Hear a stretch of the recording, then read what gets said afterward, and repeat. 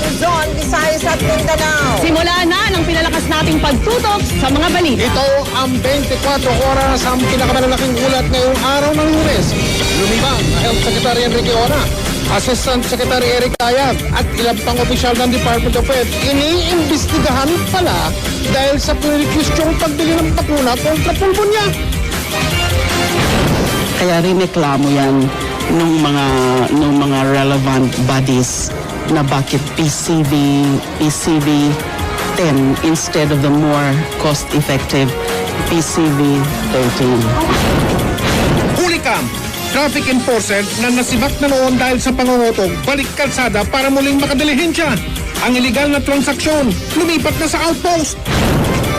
Mabagal na pagbangon ng Tacloban mula sa pananalasa ng Bagyong Yolanda. Isinisisi kay Mayor Alfredo Romualdez ni Secretary Ping Lacson. Pagpupulitika, mas inuna. We refuse to accept what we had earlier urgently requested for. Eksklusibo, paulit-ulit naman ang pananakit ng kanyang kalibing ikimento ni Megan Aguilar. He hurts me. And it's not the first time. So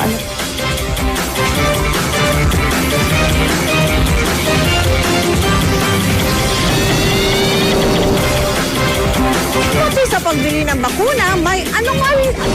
Mr. Gonzales, dumaan kayo dito sa GMA. Seryoso po ito.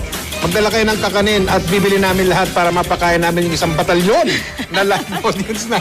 Hindi, seryoso ako. Maglilibre ako. Anong problema nyo? Sige. Mr. Gonzales, punta kayo dito. Sagot May ko. diabetes ka eh. Uy! Sagot namin. Papapakin namin yan. Pakyaw. Sama mo Lahat. na pati soft drink. Yeah. Uy, welcome, Vicky, ha? Ay, thank you. Welcome. Type ko kayong kasama. naman. Thank you very much. Thank you rin. At yan po ang mga balita ang aming tinutukan sa nakalipas sa 24 oras. 45 araw na lamang at Pasko na. Ako po si Mel Tiangco. Maraming salamat sa inyong patuloy na pagtitiwala mula po sa tahanan ng katotohanan. Ako po si Vicky Morales. Ako po si Mike Enriquez, Mr. Gonzales. Punta kayo rito ganitong oras, ha?